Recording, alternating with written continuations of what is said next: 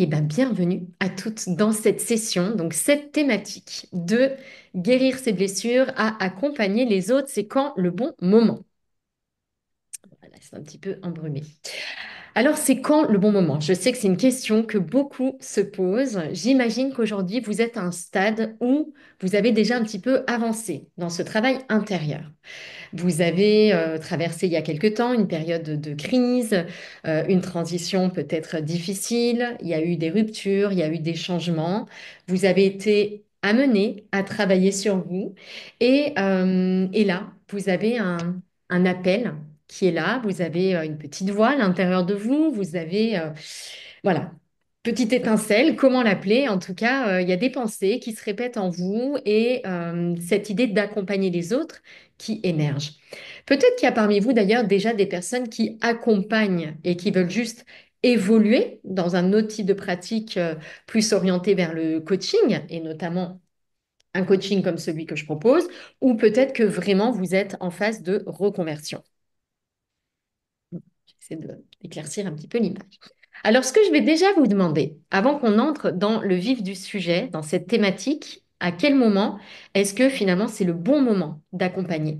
J'aimerais que vous me disiez déjà dans le chat pour les personnes présentes, à quel point est-ce que vous êtes avancé en fait dans votre projet? Est-ce que, un, vous êtes juste curieuse mais vous ne savez pas du tout si vous voulez être coach? Est-ce que deux, c'est quand même un projet qui se précise, donc là, vous cherchez juste à clarifier. Est-ce que trois, vous êtes en train de choisir votre école, vous y allez, c'est maintenant. Donc un, vraiment juste curiosité, je me renseigne, mais rien n'est sûr, tout est flou. Et trois, c'est vraiment, je cherche mon école parce que là, c'est le moment et j'y vais. Donc dites-moi un petit peu, voilà, où vous vous situez, les personnes présentes. Comme ça va me Pourquoi permettre on dit d'orienter déjà que un ça petit marche peu pas là? mon discours. Pardon?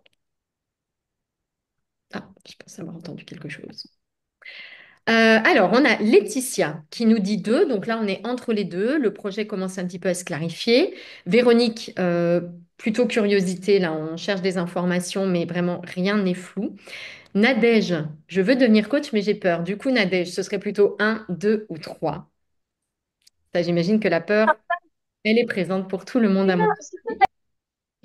Magali, un, ok, curiosité plutôt. Mélanie, j'envisage, un petit peu plus avancé. Agnès, ok. Et donc, Agnès, c'est dans le cadre de ta formation que tu veux enrichir d'une palette d'outils un peu plus coach, mieux comprendre peut-être les prospects que tu as au téléphone. Ok, on a encore un 1, donc plutôt curiosité. Parfait. Très bien, ça me permet de voir un petit peu où vous vous situez. On n'a pas de personnes qui, trois, se sentent vraiment en mode formation, projet. Là, j'y vais, là, dans les semaines, les mois qui viennent, je suis sur le départ. Très, très bien. OK. Bah, comme ça va me permettre de m'adapter un petit peu à vous, hein, pour vraiment répondre aux questions que vous vous posez là où vous vous situez aujourd'hui. La deuxième petite chose, je vais encore vous faire participer, qui est importante pour moi. Pour préparer ce live, j'ai fait une liste d'une quinzaine de questions que les personnes que j'accompagne se posent en général à votre stade de cheminement.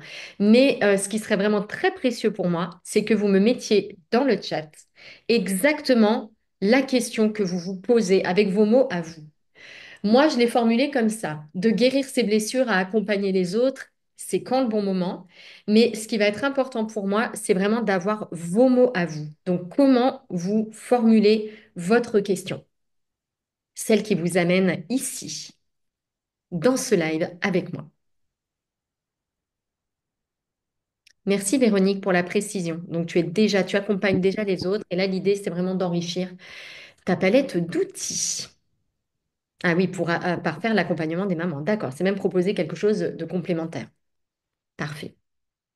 Alors dites-moi, faites-moi vraiment la liste de ces questions. Comment vous la formulez, vous, votre question?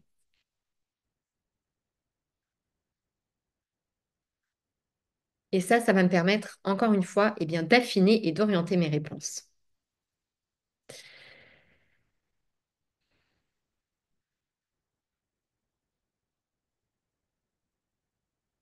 Laetitia, alors je n'ai pas compris la première partie.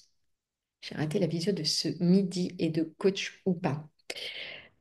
À midi, il y avait une session dans le programme Expérience pour les personnes qui sont dans Expérience. Et là, c'est vraiment sur le métier de coach, Laetitia. Il y aura un replay, oui. J'ai lancé l'enregistrement tout à l'heure, donc je le fournirai aux personnes qui sont inscrites. Donc, si tu as raté quelque chose, eh bien, tu pourras effectivement le re-regarder à nouveau cet atelier. Ok, Magali, est-ce que je suis prête à accompagner les autres? Quand tu dis sous quelle modalité, est-ce que tu peux préciser, Magali? Est-ce que là, c'est vraiment l'idée de quel outil j'utilise, quel public j'accompagne, quelle thématique je mets au cœur de mon accompagnement? Est-ce que c'est ça ta question? Ta deuxième partie de question.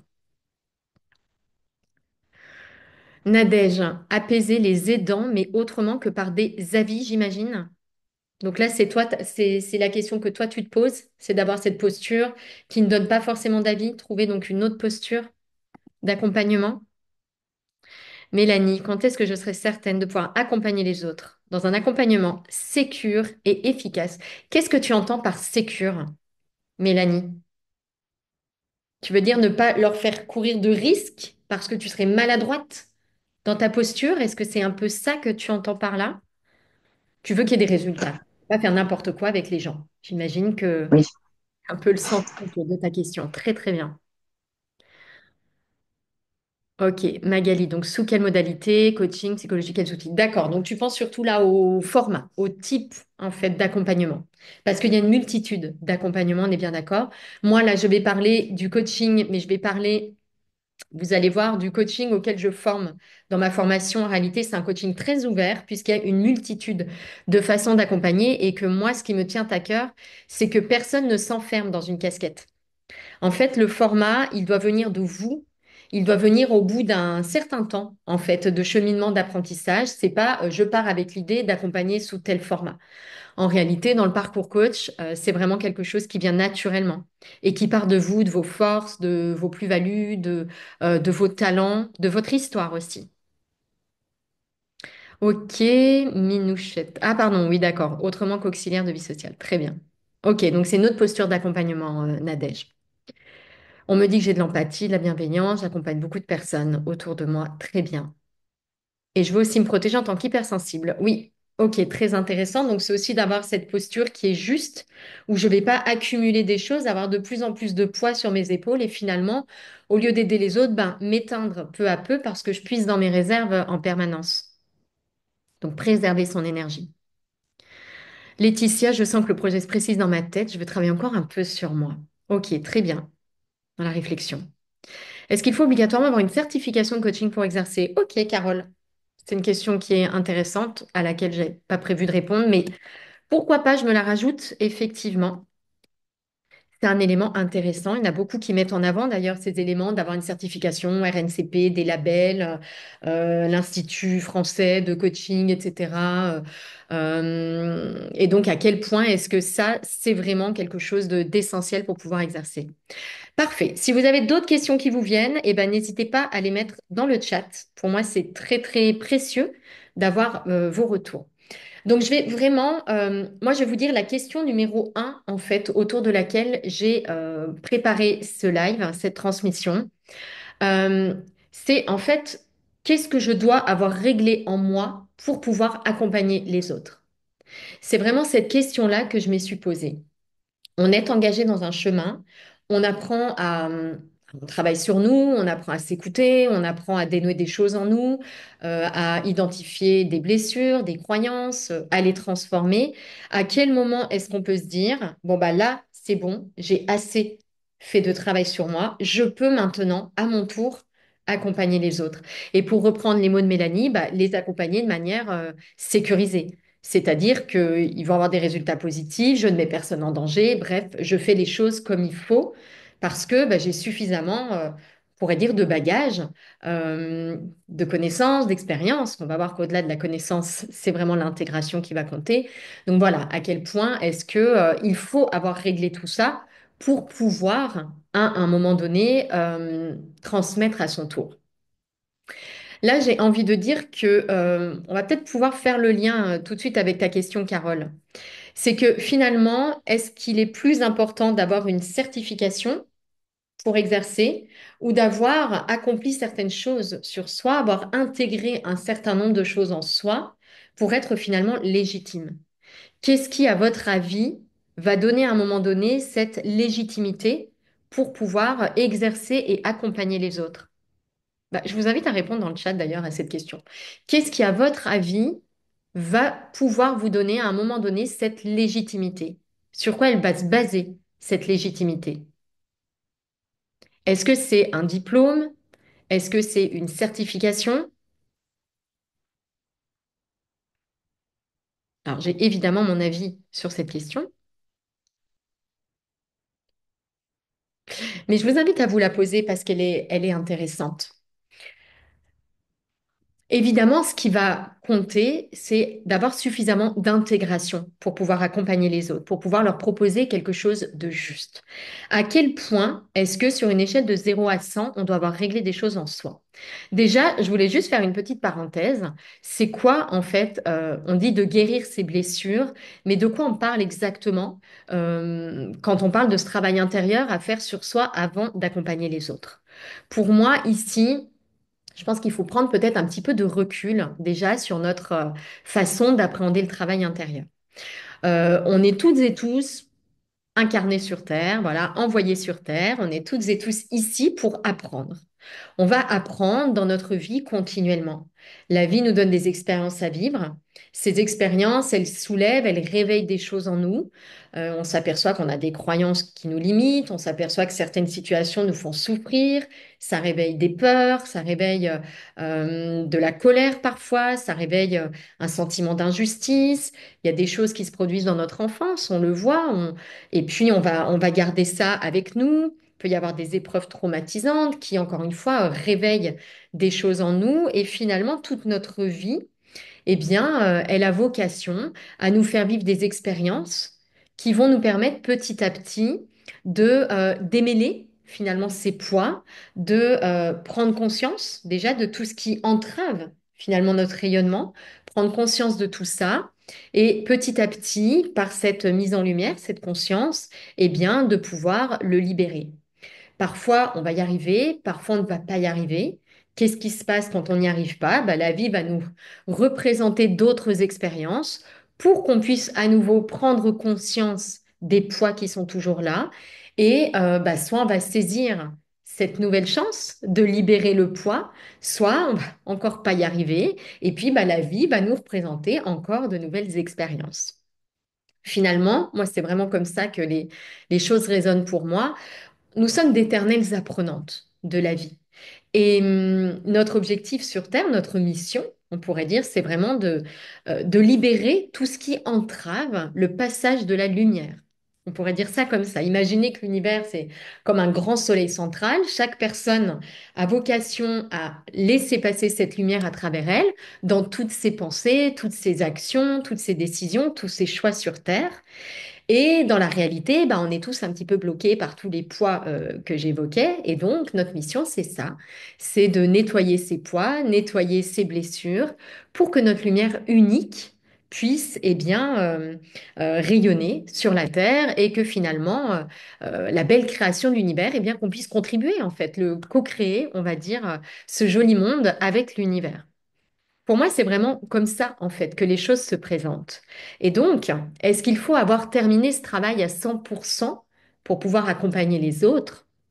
Bah, très honnêtement, je pense que si on attend ça, en fait, on ne le fera jamais. Parce que je ne suis pas convaincue que bah, aucune des personnes là présentes, ni moi-même, hein, bien sûr, à ce live, il y a un moment dans notre vie où on puisse se dire, bon, là, c'est bon, j'ai plus rien à travailler parce que j'ai tout réglé. Je suis sage en permanence, je suis zen en permanence, je suis parfaitement éveillée et oui, j'ai atteint cet éveil en réalité. Est-ce que ça, c'est accessible dans cette vie? Pour l'une d'entre nous, je n'en suis pas sûre. Le souci, c'est que si on attend en fait ce moment où on a tout réglé en soi, c'est-à-dire je n'ai plus de croyances limitantes, toutes mes blessures sont libérées, je suis vraiment un rayon de soleil et j'incarne l'amour, la joie et la paix à chaque instant de ma vie. Pour moi, ça, c'est notre chemin. Mais je suis vraiment pas sûre que dans cette vie, en fait, on y arrive. Et donc, si j'attends d'avoir réglé 100% de tout ce que j'ai à régler, eh bien, je pense qu'on ne le fera jamais. On n'accompagnera jamais les autres. On ne s'autorisera jamais à accompagner parce qu'il n'y aura pas, en fait, ce moment parfait. Et j'ai envie de dire que peut-être tant mieux. Parce que finalement, une des choses qui fait la force de l'accompagnement, c'est de comprendre l'autre. Et pour comprendre l'autre, ben, il faut pouvoir traverser aussi des choses similaires ou avoir traversé des choses similaires. Mais plus on va comprendre sa problématique, plus on va pouvoir se mettre à sa place avec, encore une fois, les protections dont quelqu'un parlait tout à l'heure, qui sont essentielles, plus eh bien, l'accompagnement que je vais proposer va être juste. Il va toucher la personne parce que je vais utiliser des mots, ne serait-ce que pour communiquer et parler de mon activité, je vais utiliser des mots qui vont résonner aux oreilles de la personne. Moi, ça fait 10 ans que j'accompagne les femmes et ça fait 10 ans que souvent on me dit, mais c'est les mots que tu as utilisés qui ont résonné parce que j'ai l'impression que tu parles de mon histoire. Et pourquoi est-ce qu'on va toucher des personnes et qu'on va pouvoir les accompagner? Mais parce que, eh bien, on connaît, on a pu intégrer des choses. Si j'arrive sur Terre et que je suis un grand sage et que je n'ai rien eu à traverser pour en être là, est-ce que je vais pouvoir comprendre en fait une personne qui tourne en rond, qui tourne en boucle dans les mêmes schémas, qui souffre de dépendance affective, qui souffre d'un excès de timidité ou au contraire de narcissisme ou qui est complètement angoissée, qui fait des crises d'anxiété? Donc, ce que je veux dire par là, c'est que ce 100%, finalement, il n'est même pas souhaitable en réalité, puisque ce qui fait la beauté et l'unicité d'un accompagnement, c'est que ce soit vivant. Et c'est vivant dès lors que je peux grandir, en fait, avec la personne que j'accompagne, la personne qui est en face de moi. Donc, avoir atteint 100% et finaliser 100% de ce travail intérieur, ça n'est pas possible. Et même plus que pas possible, ça n'est pas souhaitable. Maintenant, est-ce que si j'ai fait 0% du chemin, je suis légitime à accompagner les autres? Bon, alors, évidemment que non, mais en même temps, si vous étiez à 0% du chemin, vous n'auriez même pas à l'esprit, en fait, le fait d'accompagner les autres. Vous ne seriez pas là. Donc, ce n'est pas votre cas. Donc, vous êtes entre les 0 et les 100%. OK. Donc, maintenant, je me trouve entre les deux. Et on est toutes entre les deux. On a fait un peu de chemin, puis on n'est pas arrivé au point B, tout simplement parce que ce point B n'existe pas. L'alignement, c'est un processus, une nouvelle chance à chaque instant, en fait, de d'aligner son corps, son esprit sur son cœur. C'est une opportunité à chaque instant. Donc, le moment parfait n'existera pas et c'est souhaitable parce que plus je suis imparfaite, et ben plus c'est parfait quelque part pour accompagner les autres. Donc 0%, c'est pas possible, c'est pas souhaitable, mais ce n'est pas votre cas. Donc entre les deux, ça veut dire quoi? Ça veut dire que vous en êtes à un point, nous en sommes à un point où on a déjà conscience de ce qui peut nous limiter. On a conscience qu'on a des blessures, on a toutes lu ou presque les 5 blessures qui empêchent d'être soi-même, probablement d'autres livres qui traitent du même sujet. Donc on sait qu'on a des blessures, on sait qu'il y a des croyances limitantes, on a commencé à faire un travail pour guérir ces blessures, pour transformer ces croyances limitantes. On a commencé à apprendre à s'écouter parce que peut-être qu'on s'ignorait depuis longtemps, peut-être qu'on s'oubliait depuis longtemps. Donc là, petit à petit, eh bien, on apprend par la méditation, on apaise le flot des pensées, des émotions, on se connecte à notre petite voix intérieure, notre intuition, on apprend à reprendre contact avec nous, nos forces, nos valeurs, ce qui a du sens pour nous. Bref, on est toutes là dans ce chemin d'apprentissage de nous-mêmes ou plutôt de reconnaissance, on pourrait dire, de nous-mêmes. Et donc, est-ce que c'est assez? Est-ce que là où j'en suis, c'est suffisant? Et comment savoir finalement si là où j'en suis, c'est suffisant? Eh bien, pour moi, il y a deux choses ici pour accompagner les autres et que ce soit juste, que ce soit sécurisé, que les autres aient de beaux résultats, que je ne mette évidemment personne en danger, ni moi-même d'ailleurs. Il y a deux choses. Il y a d'abord des éléments clés de la posture d'accompagnante. Pour moi, c'est une posture d'accompagnante et quels que soient nos outils, que je fasse du coaching professionnel, que je fasse du coaching de l'alignement au projet, comme la méthode que j'ai créée, que je fasse de la thérapie, que j'utilise d'autres outils comme le tirage de cartes, comme l'énergétique, comme la numérologie, comme l'énéagramme, comme la PNL, etc. Toute cette gamme d'outils qu'on peut connaître, il y a des éléments de la posture qui sont, vous voyez, intrinsèques vraiment au fait d'être une femme guide. Et quels que soient les outils et les formats que je choisisse, eh ben, ces éléments-là, ils sont indispensables. Donc ça, pour moi, c'est la première chose. Et si ça vous intéresse, je pourrais vous partager quelques-uns de ces éléments avant. On va dire que ça, ces 8 éléments clés, 8 qualités de la posture. Moi, je dis être coach, mais c'est pour faire simple. C'est vraiment être femme guide. Eh bien, c'est par exemple, en ce qui me concerne, le tiers de mon parcours coach.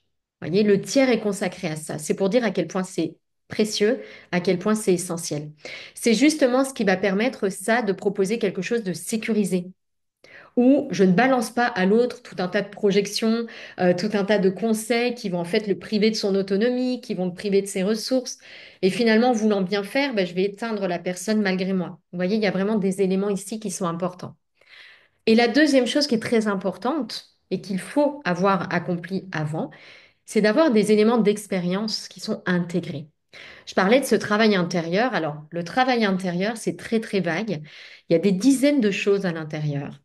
Par exemple, dans le programme Expérience, que je sais que plusieurs personnes sont dans ce programme ici, il y a 4 piliers, il y a 4 clés. Chaque pilier se découpe même avec différents éléments de connaissance de soi. Il y a au final au moins une trentaine de compétences, on pourrait dire clés, qu'on va réactiver dans un programme comme Expérience. Donc, il y a beaucoup de choses en fait dans ce travail intérieur. Ce qui va être essentiel ici, de bien avoir à l'esprit, c'est que il ne faut pas que j'ai atteint et que j'ai réglé tout ça, mais il faut prendre la question dans l'autre sens. Ce que j'ai déjà réglé, eh bien ça, je vais pouvoir le mettre au cœur de mon accompagnement. Donc plutôt que de regarder la liste de tout ce qu'il faudrait que j'ai résolu en moi, je sais qu'on peut être tenté de faire ça. Donc faire une grande liste, bon bah qu'est-ce qui me reste? Il faut que j'ai plus confiance, il faut que j'apprenne à mieux apaiser mon mental, il faut peut-être que je mette bien mes valeurs au centre de ma vie, il faut que je pose un peu plus clairement mes limites, il faut que ci, il faut que ça. Je sais qu'on a une liste très très longue en se disant peut-être bah, quand j'aurai accompli ça, là, je serai légitime à accompagner les autres. Et il y a une autre façon de faire, et moi c'est celle que je vous propose, c'est plutôt de se dire qu'est-ce que j'ai déjà traversé? Qu'est-ce que j'ai déjà traversé? Et ça, comment est-ce que je vais pouvoir finalement le mettre au cœur de ma pratique? Il est fort probable qu'en fait, nos zones difficiles, c'est-à-dire, voyez, nos zones d'ombre, ce qu'on a traversé justement dans ce chemin intérieur, les moments de vie difficiles, les épreuves uniques hein, que la vie nous donne à nous, eh ben, il est fort probable que ces petites zones-là, ce soit justement appelées à être le cœur de votre accompagnement. Plutôt que de voir ça comme des obstacles, oh là là, c'est pas cool, moi j'ai ça à traverser, et ben se dire que ça, finalement, c'est peut-être justement ce qui va devenir ma force, ce qui va devenir un cœur de mon accompagnement, ce qui va devenir peut-être un des points clés autour desquels je vais accompagner les autres avec encore plus de justesse parce que c'est moi. Voyez, ce que j'appelle moi dans notre parcours coach, notre plus-value unique c'est d'identifier ce qui fait que mon accompagnement, il va être unique parmi tous les autres. Donc, plutôt que de voir un peu ces zones de tension, bon, moi, je vais prendre peut-être un exemple en ce qui me concerne, qui est vraiment des émotions. Vraiment le fait d'avoir des tempêtes émotionnelles, de connaître l'angoisse, de connaître l'anxiété. Eh bien, c'est ce qui fait que je sais de quoi je parle, en fait, quand j'en parle, parce que je sais ce que c'est que d'être paralysé dans une crise d'angoisse pendant une demi-heure, 1 heure et d'avoir l'impression qu'on est en train de mourir. Donc, c'est aussi ce qui fait que je peux en parler et que quand j'en parle, bah, j'ai des mots qui vont toucher les personnes qui sont concernées par ça. Et pour vous, pour chacune d'entre vous, c'est la même chose. En fait, vous avez déjà sur votre chemin probablement tous les éléments nécessaires pour trouver votre cœur d'accompagnement, votre plus-value unique, votre zone de magie. si je pourrais dire, à vous. Et donc, il faut renverser la question. C'est pas qu'est-ce que j'ai encore à régler pour pouvoir accompagner les autres. Si vous êtes là, c'est que vous avez déjà l'appel. Cet appel, c'est un signe très fort de ce qu'on est prêt à accompagner. Tout le monde n'est pas là. J'allais prendre un exemple. Mon mari, par exemple, n'est pas là. Ça ne l'intéresse pas d'accompagner les autres. C'est pas son cheminement aujourd'hui. Vous voyez, là, on a un petit groupe de femmes. Vous, vous êtes présente. Donc, c'est que l'appel, il est présent. Donc, plutôt que de se dire qu'est-ce qui me reste avant de pouvoir m'autoriser à, bah, de se dire, bon, bah, si je suis là, parce que j'entends cette petite voix. Sinon, bah, je ne serais pas là. Donc maintenant, qu'est-ce que j'ai traversé dans ma vie? C'est quoi mes zones de magie, je pourrais dire, mais en fait, c'est mes zones de tension à moi. Qu'est-ce que j'ai traversé d'unique? Est-ce que c'est une maladie? Est-ce que c'est une rupture? Est-ce que c'est une peur particulièrement violente? Est-ce que c'est un deuil? Est-ce que c'est ouais, une fragilité? Il y a une vulnérabilité, il y a quelque chose. Et c'est probablement elle qui vous a amené d'ailleurs à faire ce travail sur vous. Donc, qu'est-ce qui vous a amené à ça? Puis petit à petit, vous avez cheminé, puis aujourd'hui, ça devient, et maintenant, je vais transmettre aux autres. C'est probablement votre porte d'entrée vers le travail intérieur qui doit être le cœur de votre accompagnement. Donc, ce que je veux dire par là, c'est que si vous renversez cette question et que ça devient qu'est-ce que j'ai traversé et que je peux mettre au cœur de ma pratique, vous allez vous rendre compte de deux choses. Déjà, c'est que vous avez traversé bien plus de choses que vous ne le pensez. On a un peu cette tendance à voir le gap, le fossé, plutôt que ce qu'on a déjà accompli. C'est un des points sur lesquels on travaille dans le programme Expérience notamment. Et je fais une petite parenthèse explicative pour celles qui peut-être ne connaissent pas. C'est que le parcours coach que je propose, il commence déjà par le programme Expérience. Ce programme Expérience, c'est justement un programme pour partir à sa rencontre, pour réaliser ce travail intérieur, pour apprendre à se connaître et petit à petit pour vraiment mettre en lumière ces éléments uniques qui nous constituent. Ce qu'on a l'habitude d'appeler nos fragilités, nos faiblesses, ces trucs qu'on aimerait bien ne pas avoir à vivre, eh bien, on va justement faire l'inverse dans le parcours coach. C'est eux qu'on va mettre en fait sur la scène. C'est eux qu'on va mettre en lumière sous les projecteurs. Donc bien sûr, ça demande de mettre un peu ses tripes sur la table. Ça demande beaucoup de courage, mais c'est là que ça va être très pertinent, en fait, ce qu'on va proposer. Ça va être vibrant, ça va être vivant. Quand les gens vont nous écouter ou que ils vont lire, ne serait-ce que notre communication, ne serait-ce que notre façon de nous présenter, de parler de nous, ça va pas ressembler au coach d'à côté. Ça va juste être la personne elle-même dans son rayonnement unique. Donc ça, c'est la première chose qui est importante, c'est que vous avez déjà traversé bien plus de choses que vous ne le pensez. Vous avez toute une histoire qui est particulière, qui est très forte, qui, euh, qui est une couleur unique, en fait. Et donc déjà, une première étape, ça peut être celle-ci. Plutôt que de se dire qu'est-ce qui me reste à travailler, on va regarder plutôt tout ce qu'on a déjà accompli. Et puis la deuxième chose sur laquelle j'aimerais insister un petit peu ici, c'est qu'en fait, je dis coach, moi, pour faire simple, je l'ai dit tout à l'heure. Mais en réalité, il y a plein de façons d'accompagner les autres. Et ce qui va être beau, et notamment dans ce parcours coach, c'est ce qu'on fait, c'est que tout le monde ne devient pas coach. Ça paraît un peu paradoxal de dire ça, mais moi, mon objectif, c'est pas que tout le monde devienne coach. Mon objectif, c'est de transmettre des clés précieuses de posture, de transmettre des outils, mais surtout d'apprendre à chacune à trouver cette zone de magie. Et, et finalement, chacune va ensuite trouver la formule d'accompagnement unique, encore une fois, qui lui ressemble. Quand j'ai commencé à vouloir être coach, c'était il y a un peu plus de 10 ans. J'avais vécu une magnifique expérience en coaching et même si je n'osais pas le dire, je rêvais vraiment au fond de moi d'accompagner exactement comme cette personne m'avait accompagné moi. Et du coup, c'est comme ça que ça a réveillé l'appel à accompagner. Mais très honnêtement, si j'avais accompagné à sa façon à elle, je pense que je n'aurais pas tenu un mois. Parce qu'en fait, ça ne me convenait pas du tout. d'accompagner comme ça. Alors, elle accompagnait comment? Elle faisait vraiment, elle proposait des séances de coaching en individuel dans un très joli cabinet. Et toute la journée, elle recevait des clients. Elle faisait des accompagnements et elle s'épanouissait et elle rayonnait totalement à faire ça. Moi, ça m'aurait éteinte. En peut-être même pas un mois, peut-être qu'en une semaine. Quelqu'un parlait tout à l'heure de préserver son énergie. Pour moi, très clairement, ça ne correspondait pas du tout, en fait, à celle que j'étais, à mon énergie, bien trop fragile, en fait, pour pouvoir faire ça toute la journée en accompagnement individuel. Et donc, quand je dis que je n'accompagne pas dans mon parcours coach des femmes à être coach, je les accompagne à trouver vraiment leur formule à elles.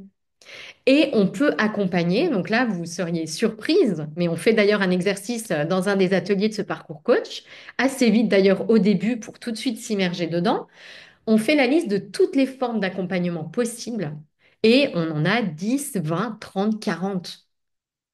On peut accompagner les autres et déjà à l'heure actuelle, vous pouvez accompagner les autres, vous pouvez guider, vous pouvez transmettre de plein de façons différentes. Mais la façon de Mélanie ne sera pas la façon de Nadège, qui ne sera pas la façon de Véronique, ni celle de Carole. Chacune va vraiment créer en fait cette recette unique d'accompagnement. Et c'est ça l'enjeu en fait d'un parcours comme le parcours coach. Et pour moi, c'est ça l'enjeu d'une formation, c'est de vous aider à avoir toutes les clés, mais surtout de vous montrer un chemin pour trouver votre formule à vous. Parce que la formule d'une personne ne va pas être du tout la bonne formule pour une autre. D'une part, dans les thématiques, comme je l'ai dit tout à l'heure, parce que ça va être votre cœur d'expérience de vie, ça va être le cœur de votre accompagnement. Et personne n'a vécu les mêmes choses de la même façon. Donc le fond va être différent. Et en plus, moi, ce que je vais vous inviter à faire, c'est de trouver votre format unique. Donc, résultat, et c'est ça qui est très beau, et ça répond peut-être à une question que vous n'avez pas posée, mais que peut-être vous posez à l'intérieur de vous, c'est est-ce qu'il n'y a pas un peu trop de coachs aujourd'hui ou trop de personnes qui accompagnent les autres? En fait, il y a trop de personnes si on considère une masse de personnes qui fait toute la même chose, mais si vous allez trouver cette unicité, vous ne serez jamais que vous-même. Et vous allez en fait attirer à vous des personnes qui sont exactement en harmonie, en résonance avec ce que vous proposez, donc avec votre histoire, avec votre vécu, avec les outils que vous avez choisis, avec votre format d'accompagnement. Vous allez juste attirer à vous les personnes qui ont besoin de vous, tout simplement. Et donc, on n'est pas en concurrence avec la personne d'à côté. Je sais qu'il y a beaucoup de formations, on va dire un petit peu marketing, qui s'adressent aux personnes qui accompagnent, coachs, formatrices, thérapeutes, et qui vous vendent un peu des formules miracles. Il faut faire du high ticket, il faut faire du closing, il faut faire du ci, du ça. En fait, il n'y a qu'un seul modèle qui marche, c'est le vôtre. Vous pouvez vous inspirer, mais ce sera votre expérience, votre intégration. Et moi, ce qui a très bien fonctionné pour ma coach, moi, ça m'aurait éteinte en très peu de temps. Et puis, il y a autre chose qu'il faut se dire. Tout à l'heure, je vous disais, ne voyez pas tout ce qui vous reste à régler. Voyez plutôt tout ce que vous avez déjà intégré. Et il y a beaucoup de choses. Et comment ça, vous allez pouvoir l'offrir maintenant aux autres. Et ce qui va être très juste avec ça, alors peut-être que cette phrase-là va un peu vous heurter, mais en fait, chaque personne qui accompagne les autres, elle devient un peu son plafond de développement. C'est-à-dire que vous allez pouvoir accompagner les autres là où vous vous trouvez vous. Et puis quand la personne, eh bien, elle sentira qu'elle a besoin d'autre chose, tout simplement, elle ira trouver quelqu'un d'autre qui a une autre vibration, une autre énergie et qui lui permettra d'accéder à son étape de développement suivante. Donc même si aujourd'hui vous avez le sentiment que, vous voyez, il y a un escalier à monter avec la destination là-haut qui est l'alignement ultime et permanent et que peut-être vous, bah, vous êtes que là, bah, dites-vous que vous pouvez déjà aider toutes les personnes qui sont en bas à arriver jusqu'à votre marche. Et ça, c'est très précieux. Parce que si toutes les personnes étaient là-haut, elles n'arriveraient même plus en fait à toucher les personnes qui sont sur cette première marche ou qui sont tout en bas. Vous voyez, on trouve plus les mots. On n'a plus la même vibration. On traverse plus ça depuis longtemps. Donc en fait, c'est plus compliqué de les toucher, ces personnes-là. Que même si vous avez juste franchi la première marche, bah dites-vous que vous pouvez déjà aider toutes les personnes qui sont en dessous à déjà atteindre celle-là. Et puis ensuite, eh ben, d'autres personnes éventuellement pourront prendre le relais. Mais ce que je veux dire par là, c'est que il n'y a pas une meilleure posture, en fait, enfin, une meilleure marche pour accompagner. Vous allez toujours pouvoir parler aux personnes qui ont besoin de vos messages. La seule chose qui va compter, c'est la justesse de votre message. Et cette justesse-là, on la trouve bah, en allant trouver sa vérité, tout simplement. Dès lors que c'est juste pour nous, eh ben, ça va entrer en résonance. Alors, dès lors que c'est juste pour nous, c'est-à-dire dès lors qu'on vient toucher, je vais être un peu poétique, mais j'espère que ça va vous parler, dès lors qu'on vient plutôt entendre dans son silence intérieur, on pourrait dire la vérité de l'univers, dès lors que là, ça va entrer en résonance, eh bien, on va pouvoir en fait aider chaque personne à se connecter à la même chose en elle. Vous voyez, c'est comme si la grande vérité, elle était reliée, elle était connectée à l'univers, et donc bah, chaque personne va entrer en vibration en fait avec ça. Toutes les vérités sont pas complètement différentes. On a un prisme, mais il y a vraiment une source en fait qui est unique. Donc, ce que je veux dire par là, et j'espère que pour vous, bah, ça a été clair et parlant, c'est qu'en réalité, là où vous êtes, vous avez déjà beaucoup de personnes qui ont besoin de vos messages. Moi, par exemple, je vous le disais, ça fait 10 ans que j'accompagne des femmes. Bah, il y a des femmes que j'ai beaucoup plus de mal à accompagner aujourd'hui. Parce que ce qu'elles traversent, je l'ai vécu, mais c'était il y a longtemps maintenant. Et donc, c'est pour ça que chaque personne a sa place.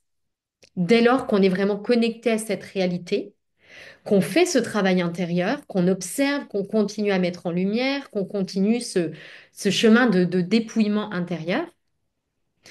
Mais vous avez déjà aujourd'hui, en fait, bien plus de choses à apporter que vous ne le pensez probablement.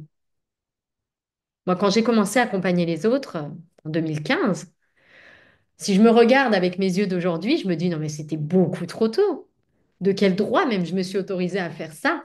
Mais en réalité, c'était très juste ce que je proposais et ça a touché plein de femmes. Parce que bah, j'étais dans un cadre où je commençais ce travail. Donc il y a des choses qui me parlaient encore énormément, qui aujourd'hui ne me parlent plus. Voilà le message principal que j'avais envie de vous transmettre. Alors, je vais lire un tout petit peu vos retours parce que je vous avoue que j'étais vraiment en mode connectée à mon message et j'ai pas forcément lu vos remarques. N'hésitez pas déjà à me dire à quel point ça résonne pour vous, ce que je vous ai transmis ici, ou est-ce que ça a soulevé peut-être de nouvelles questions.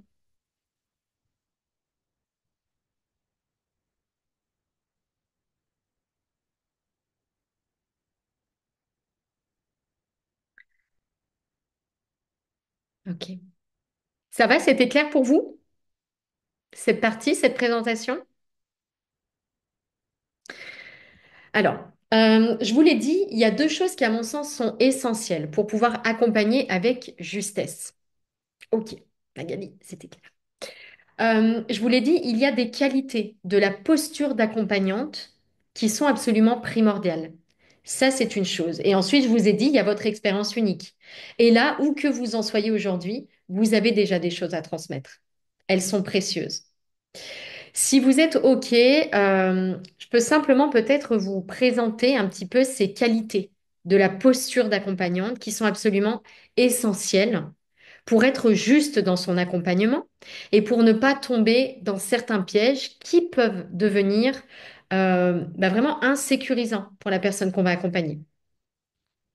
Donc pour moi, il y a 8 qualités essentielles à avoir. Ces 8 qualités, par exemple dans notre parcours coach, je vous ai dit, c'est un tiers de la formation. Je vous les présente en détail. On fait des pratiques. Alors, il y a à la fois des exercices d'introspection pour développer ces qualités. Ces qualités, par ailleurs, elles sont déjà abordées dans le programme Expérience pour celles qui y sont déjà. Donc, ce n'est pas quelque chose qui va forcément s'ajouter et être complètement nouveau, mais juste on va lui donner une dimension d'accompagnante, ce qu'on ne fait pas dans le programme Expérience, par exemple. Et puis, il va y avoir aussi des pratiques. Et dans notre pratique d'accompagnement, eh bien, on va voir comment ces différentes qualités-là, elles vont pouvoir se manifester.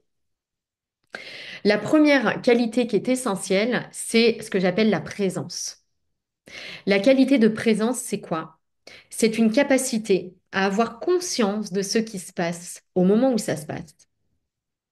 C'est-à-dire, si on décortique un petit peu, une capacité à pouvoir tourner son regard intérieur vers soi pour observer ce qui est en train de se passer. La présence, elle va également servir après coup, quand on veut améliorer sa pratique. À savoir, voilà ce qui s'est passé dans telle situation. Si je regarde à l'intérieur de moi, qu'est-ce qui s'est passé à ce moment-là? Par quelles émotions j'ai été traversée? Quelles pensées j'ai eues? Est-ce qu'il y a une blessure qui peut-être s'est réveillée? Parce que quand on accompagne les autres, ça peut réveiller des blessures. Hein. Par exemple, une personne qui n'a aucun résultat ou qui remet en question peut-être un outil qu'on utilise, ça peut soulever des choses très intéressantes. Et donc, la présence, c'est vraiment cette capacité-là. Auto-observer ce qui se passe, tourner son regard vers soi, mettre des mots, reconnaître les mécanismes qui sont là. OK? Donc ça, pour moi, c'est vraiment une qualité qui est essentielle. La deuxième qualité qui est très importante, c'est la capacité à écouter. Je sais qu'il y a beaucoup de personnes qui arrivent dans les métiers de l'accompagnement en se disant, bah moi, j'adore écouter. J'ai déjà vraiment voilà, cette capacité à écouter les autres. On va aller très très finement dans cette capacité d'écoute. On va tester différents modes d'écoute, par exemple dans ce parcours coach. L'idée, c'est d'avoir une écoute qui est au-delà de l'écoute empathique. C'est-à-dire au-delà de ah ouais, c'est pas facile ce que tu vis et je me mets à ta place. Ça, c'est pas pour moi la posture juste d'accompagnante. On va essayer d'aller au-delà de cette écoute pour pouvoir offrir en fait à l'autre un espace sécurisé de cheminement. Et ça va nous demander d'avoir une écoute bienveillante et une méta-écoute également. C'est-à-dire qu'on va pouvoir écouter notre façon d'écouter pour l'améliorer et pour ne rien ajouter à ce que la personne nous partage. D'ailleurs, dans la posture d'accompagnante juste, le conseil, à mon sens, n'a pas sa place. Après, si on aime conseiller les autres, quelqu'un parlait tout à l'heure du conseil, si on aime conseiller les autres, eh bien là, il y a d'autres formes d'accompagnement qui vont pouvoir avoir une place pour le coup et être juste. Par exemple, moi, j'ai une coach qui est sortie de mon parcours coach cette année et qui s'oriente vers de la guidance à travers du tirage de cartes. Et donc là, eh bien oui, elle va formuler des avis, elle va formuler des guidances, elle va distribuer, donner des messages. L'idée ici, c'est simplement d'être clair avec la forme d'accompagnement qu'on veut et donc eh ben, d'être totalement, voilà, encore une fois, en présence, c'est-à-dire observer ce qu'on a envie de faire comme accompagnement et vraiment s'en tenir à ça. Il suffit d'être consciente de ça en réalité. La troisième qualité qui est très importante, c'est une qualité de bienveillance. Alors, en général, toutes les personnes qui se présentent dans ce type de parcours ont déjà cette qualité, mais l'idée, c'est vraiment d'encourager la personne, en fait, de créer un espace euh, d'amour. Alors oui, on parle beaucoup d'amour dans le coaching que je propose. C'est vraiment de la mettre dans les dispositions propices à trouver ses propres ressources parce qu'on pose sur elle un regard positif. Et comment est-ce qu'on va pouvoir poser sur l'autre un regard positif? Bah, c'est en apprenant au préalable à le poser sur soi, ce regard positif. C'est pour ça que tout ce qu'on va aller cultiver dans notre posture, ce sont des choses qu'on a préalablement cultivées en fait avec soi-même. C'est pour ça que je vous disais tout à l'heure, entre le travail intérieur et la posture, les choses sont très liées. Dans le parcours coach, on fait les deux. Il y a le travail intérieur expérience et la dimension devenir coach. Parce qu'on ne peut pas avoir une juste posture avec l'autre si on est rompu, par exemple, et qu'on ne s'écoute pas, qu'on n'a pas de relation avec soi-même, qu'on se dévalorise, qu'on se juge. On est d'accord, c'est complètement, ce serait paradoxal. Donc c'est vraiment important de développer également cette qualité de bienveillance. Autre qualité essentielle, c'est la confiance. Et dans cette confiance, ici, je vois une chose fondamentale, c'est d'être absolument convaincu que la personne qui est avec nous, elle a en elle toutes les ressources. Et pour pouvoir être convaincu que la personne qu'on accompagne a toutes les ressources pour y arriver, pour se sortir de son problème, eh bien, il faut déjà en avoir fait l'expérience avec soi-même. Il faut être convaincu que nous-mêmes, on a la capacité de surmonter ce qui est difficile. Autre qualité essentielle, c'est celle de l'exigence. Et j'adore cette qualité-là. C'est vraiment cette volonté, cette aptitude à toujours se remettre en question pour s'améliorer. Quelqu'un parlait tout à l'heure de se superviser, par exemple, continuellement, de continuer à être en formation continue. C'est absolument indispensable. Il faut vraiment avoir ce goût pour toujours faire mieux. Et c'est ici que j'ajouterais ce qui parfois surprend, que pour moi, plus on a la peur d'être illégitime, plus on a de chances de cultiver cette juste posture. Parce que cette exigence, on l'a. On veut être meilleur. On veut offrir le meilleur espace sécurisé pour accompagner les autres. Et on a à cœur de bien faire. On a à cœur de se perfectionner, de s'améliorer, de continuer à apprendre.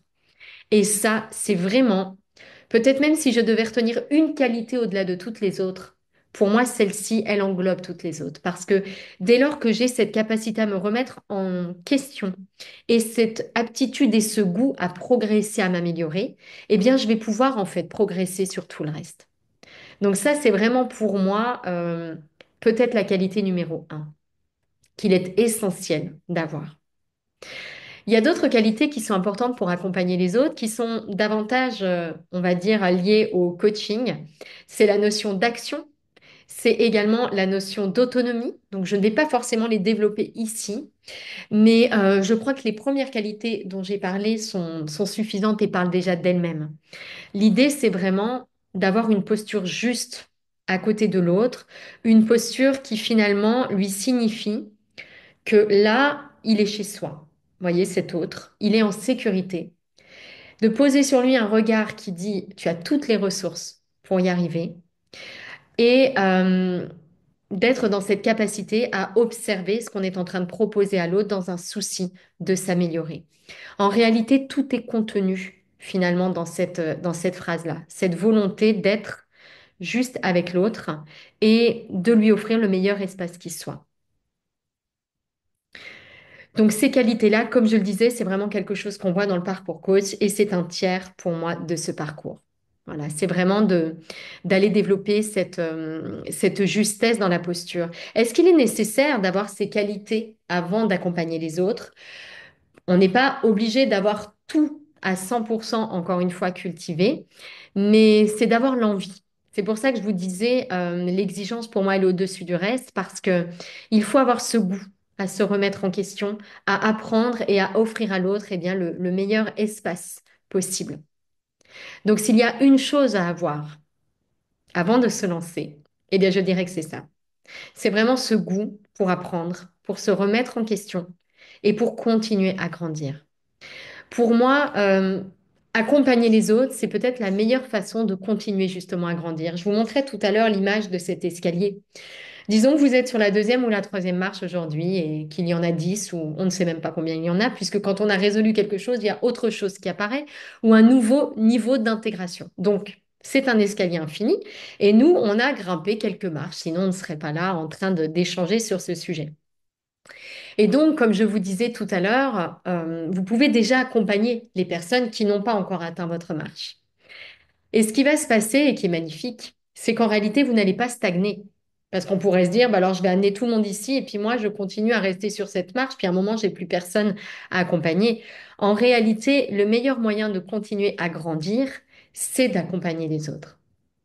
Si vous avez cette qualité absolument indispensable qui est l'exigence envers soi, mais une belle exigence, une exigence, on pourrait dire, qui serait comme de l'amour en action. Vous voyez, l'envie de faire mieux, l'envie de bien faire, de profondément bien faire. Et je sais que vous l'avez, vous êtes probablement des perfectionnistes hypersensibles, bonnes élèves. Eh bien, dès lors qu'on a ça, en réalité, à chaque fois que je vais accompagner quelqu'un, je vais me mettre à mon écoute. Je vais me rendre compte que ça a soulevé certaines choses.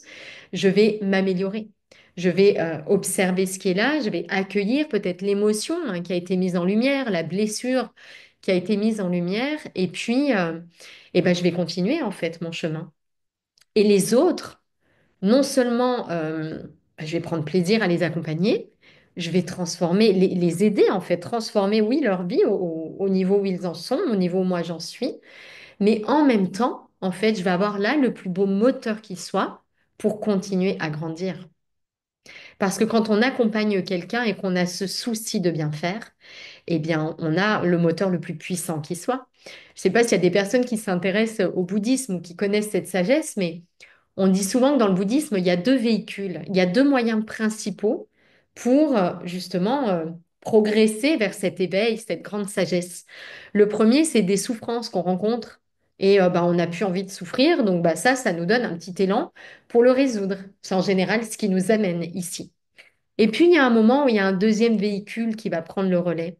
Ce véhicule, c'est de se mettre au service des autres. Et quand je ne le fais plus que pour ne pas souffrir, mais que je le fais aussi pour offrir à l'autre le meilleur espace qui soit, et ben là, j'ai en fait une source de motivation, un moteur qui est extrêmement puissant et qui va m'aider à aller bah, encore plus loin, encore plus rapidement. Donc, accompagner les autres, peut-être est-ce qu'il faut avoir réglé 100%? Bah, je dirais non seulement non, il ne faut pas attendre d'avoir réglé 100%, mais en plus, si je m'autorise à accompagner les autres, là où je suis, avec ma vérité du moment, et ben, c'est ce qui va m'aider en fait encore plus rapidement à accéder peut-être à d'autres niveaux d'intégration, à, on pourrait dire, dissoudre, libérer d'autres blessures et finalement bah, grimper ces petites marches du chemin intérieur, peut-être encore plus rapidement que si je me refuse finalement cet appel. Voilà, je pense avoir vraiment fait le tour de ce que j'avais envie de partager. Oh là là, génial. J'ai respecté en plus le timing. Donc, notre parcours coach, j'en ai déjà un petit peu parlé, mais pour les personnes qui ne le connaissent pas trop, il y a trois choses essentielles dans ce parcours. La première, bon, je l'ai déjà dit plusieurs fois, c'est cette posture, accompagner les autres, quelles sont les qualités indispensables et comment on va les cultiver. La deuxième chose, c'est une base d'outils. Moi, les outils qui me parlent, qui me font vibrer, qui sont ma vérité, c'est le coaching de l'alignement projet. Avec cette boussole de l'alignement, avec toutes ces dimensions du travail intérieur, où petit à petit, on va aider la personne à se reconnecter à elle, en passant par ses valeurs, ses forces, ses expériences de vie uniques. On va transformer les forces, les fragilités plutôt, en force et on va l'aider à trouver ce qu'elle a de plus beau à offrir au monde. Ça, c'est vraiment voilà, le chemin d'outils, on va dire, du cap. Et la troisième chose qui est essentielle dans ce parcours, c'est cette notion que j'évoquais tout à l'heure de zone de magie. Chacune, où vous en êtes aujourd'hui, vous avez déjà des choses précieuses à transmettre que les autres n'ont pas de la même façon. Votre histoire, vos épreuves, vos difficultés, vos émotions les plus difficiles, vos zones d'ombre, en fait, tout ça, c'est propre à vous-même et ça ne ressemble pas, votre histoire ne ressemble pas à l'histoire de quelqu'un d'autre. Et donc, vous avez déjà ça de très précieux à transmettre. Ce qu'on va faire dans ce parcours coach, c'est aller à la rencontre de ça dans le programme Expérience notamment. On va aller se connecter à tout ça. Mes blessures, mes croyances, mon histoire unique. Et ensuite, dans la suite de ce parcours coach, la deuxième étape, vraiment la dimension professionnelle d'accompagner les autres, eh bien là, on va voir comment ça, on peut le mettre en musique quelque part pour faire une proposition juste pour les autres. Quel type d'activité je vais créer? Est-ce que je vais proposer un mix, par exemple, d'accompagnement avec un peu d'individuel, avec du distanciel parce que ça résonne pour moi, avec de l'écriture de livres, avec peut-être de l'animation d'ateliers sous la forme de cercles, avec peut-être aussi des outils complémentaires. Je vous parlais tout à l'heure d'une personne qui tire des cartes. J'en ai d'autres qui prennent la sophrologie comme outil complémentaire, d'autres l'énéagramme, une autre, la numérologie. Enfin, en fait, il peut y avoir plein de choses ensuite qui a du sens dans notre histoire parce qu'il y a des outils qui nous ont aussi aidés et on a envie de proposer quelque chose d'unique sur la base de tout ça.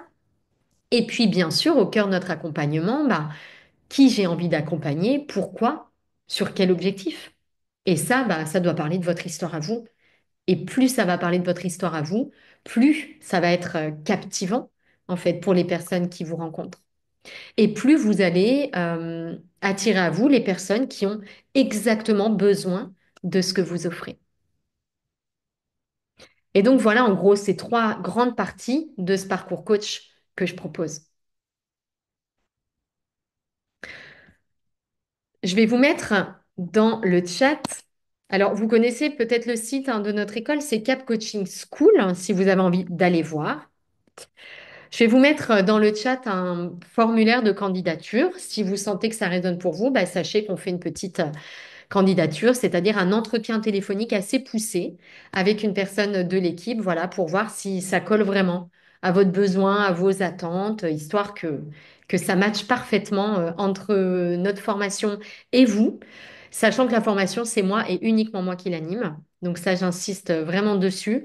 Euh, J'ai pas d'enseignante qui ferait l'intermédiaire en fait entre les élèves coachs et moi. Pour moi, c'est vraiment essentiel pour pouvoir conserver la pureté en fait de la transmission. Alors, il y a ça, puis il y a peut-être aussi une deuxième chose, c'est que je transmets vraiment de manière assez intuitive, et donc ce serait beaucoup trop compliqué pour moi de le déléguer.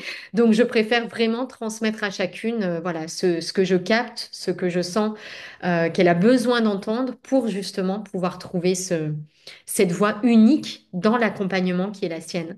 Et encore une fois, j'élargis. Au-delà de coach, c'est l'ouverture à un monde que je vous propose vraiment d'être femme guide, d'accompagner, mais le coaching, c'est une forme d'accompagnement parmi beaucoup d'autres. Voilà, ça c'est important, important de l'entendre. Est-ce que cet atelier a répondu à vos questions? Alors, je ne vous dis pas forcément que si ce n'est pas le cas, je vais pouvoir répondre à votre question parce que je vois qu'on a déjà un peu dépassé là, mais ça pourrait être l'objet d'un futur atelier puisque j'en fais tous les 15 jours. Donc, n'hésitez pas à déposer là si vous avez une question. En termes de calendrier, pour les personnes qui sont déjà dans expérience, l'étape 2, c'est-à-dire vraiment la pratique professionnelle, ça commence, c'est de fin janvier à fin avril. Et donc la certification, c'est fin avril. C'est là que on a vraiment une journée de pratique ensemble avec le rendu enfin le retour sur les travaux que vous m'avez rendus et voilà.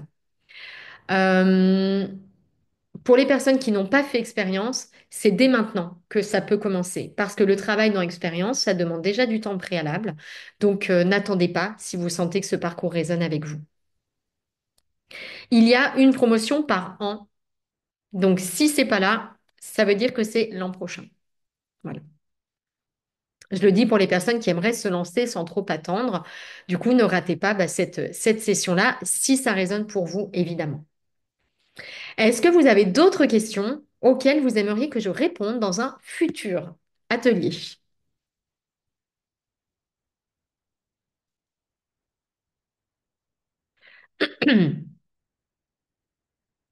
Alors, on a parlé simplement de la certification tout à l'heure. Je fais une petite parenthèse dessus. Ça fait 10 ans que j'accompagne des femmes et que, sans me vanter, j'ai vraiment bien développé mon activité. Je pense qu'on peut le dire. Jamais on ne m'a demandé une certification ou de justifier d'une quelconque certification pour le faire. Ce qui a résonné, en fait, c'est plutôt mes messages, ce que j'ai transmis, est-ce que ça a touché ou pas. J'avais une certification pour le faire, mais je ne l'ai jamais mis en avant. D'ailleurs, vous pouvez voir sur mes sites, c'est absolument pas mis en avant parce que je me suis aussi assez rapidement éloignée de cette forme de coaching à laquelle j'ai été formée parce que pour moi, elle était vraiment incomplète et j'ai développé ma propre approche du coaching. Donc, je ne peux pas me certifier moi-même sur mon approche du coaching, mais c'est vraiment plutôt votre expérience, ce que vous incarnez, ce que vous transmettez, ce que vous avez intégré vous-même qui fait sens en réalité. Voilà, pour fermer cette petite parenthèse sur la certification. Très bien. Eh bien, j'en déduis que vous n'avez pas d'autres questions et je vois que je suis bien dans le noir. Euh, J'aurais dû mettre une petite lampe. Écoutez, merci beaucoup pour votre attention, d'avoir été si nombreuses présentes. Si vous avez d'autres questions qui vous viennent, oui, Laetitia, la prochaine, ce sera janvier 2027 ou peut-être mars 2027. Habituellement, je faisais plutôt mars. Voilà, je ne pense vraiment pas qu'il y en ait avant. Donc, si tu sens que ça résonne, bien dis-toi que tu as jusqu'à début janvier pour te décider ou fin décembre. S'il reste des places, parce que je fais en petit groupe, pour la raison que j'évoquais tout à l'heure, c'est que c'est moi qui accompagne, qui fait toutes les supervisions collectives, individuelles, parce qu'il y a énormément de supervision dans cette formation. Vraiment, on apprend par la pratique. Donc, je fais des petits groupes limités. Voilà. En général, grand maximum 12 personnes. 15, c'est vraiment exceptionnel. Donc, voilà, si vous sentez que ça résonne, eh bien, déposez votre candidature. Je vous ai mis le petit lien, voilà, juste au-dessus dans le chat. Eh bien, écoutez, je vais vous souhaiter à toutes une très belle fin de journée. Pour les personnes qui regardent en replay, n'hésitez pas à m'envoyer vos questions par mail. Sur notre adresse contact@lesdefisdesfizennes.com avec des tirets entre chaque mot. Et puis, j'y répondrai dans un prochain atelier si cet atelier n'a pas répondu à toutes vos questions. Merci beaucoup à vous. N'oubliez pas d'écouter votre cœur. Je sais que les peurs sont présentes et c'est bien normal. C'est aussi ça notre chemin. C'est de surmonter nos peurs pour nous autoriser à briller et c'est aussi ça qu'on va aider les autres à faire. Donc, finalement, l'exercice de sauter le pas pour être coach, bah, c'est peut-être le meilleur signe de ce que nous sommes prêtes à être coach et à accompagner les autres. Belle soirée à toutes. À très très bientôt. Merci beaucoup pour votre écoute.